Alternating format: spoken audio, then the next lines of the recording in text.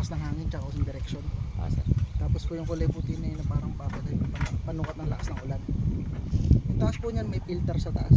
Since kung kunwari magkaroon ng debris, hindi mababara yung panel. May panel kasi may parang magano po, tingnan nyo na lang silip-silipin yung may nagbungugad na ibon ganyan, may naglalagay na bugad gumagawa. Usually ganyan po yung problem namin lalo kung may wiring.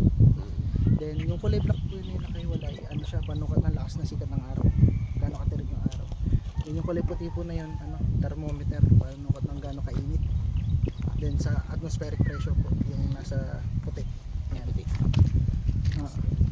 So si solar po natin, ang maintenance lang din yan, kagaya niyan, i-rain gauge natin. Punas-punasan lang natin kung makapal na po alikabok or nagkakaroon na ng mga dahon doon sa ibabaw para magkaroon po, maganda pa rin po yung kuryente.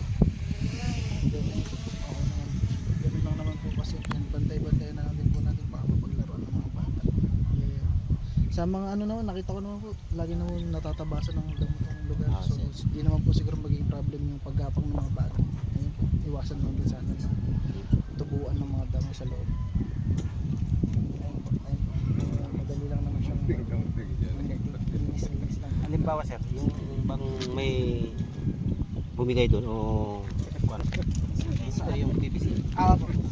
Di ba walang ito kung mahila yung Ang cable? ano naman po yung matibay naman po yung cable natin, rated po talaga na kayang i-deploy yung cable natin. So extra protection Ayun, pwede namin maghalimbawa kasi may minsan na kalabaw nadaan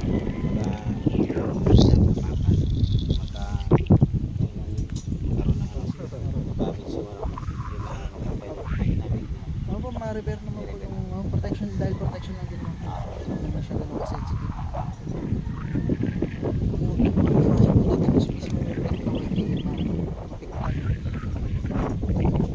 Pero since yung black na air po talaga sa ibang installation is hindi na nilalagyan ng kanyang pipe. For installation po talaga yung matibay. May shielding naman po yung mahirap din patuloy. Huwag lang talagang sasadyang patuloy.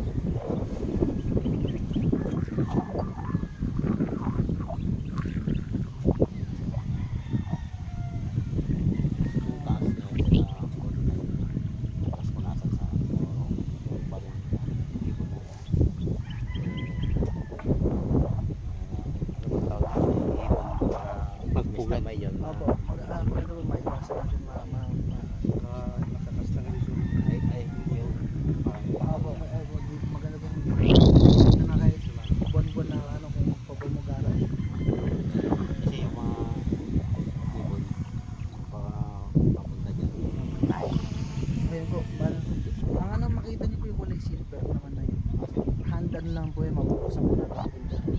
Ganito po yung sitsura niya para po yung lilinisin na.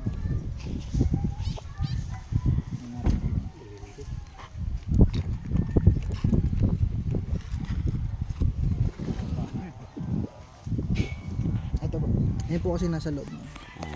Bali, pag tinanggal po natin yan, yun yung imbudo. So, babaklasin lang po natin yung para linisin kung sakaling napuno na ng tain ng ibon.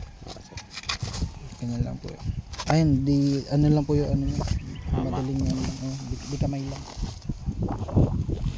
Ayun po yung loob. So, yung range. Bali kung sakali. Madali lang din naman po siyang sa mag-protection na at saka mag-isang. Walang problema lang pagka wala naman siguro. Hindi man naman kaya hindi na po nabasag yung panel. Walang problema. Hindi ba solar panel. Solar panel. Actually kahit pasag po yung gagana pero saan po maiwasan na yan. Wala naman siguro. Kung malalagyan nyo siguro ng signage.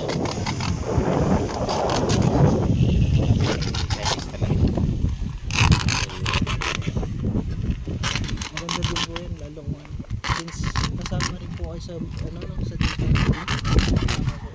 Since kung nasakaling malakas yung ulan magkakaroon kayo ng early warning. Tsaka po sa puso rin po dito heat index. Sobrang init po dito sa Cagayan. Mainit talaga lalo sa tag-iraw.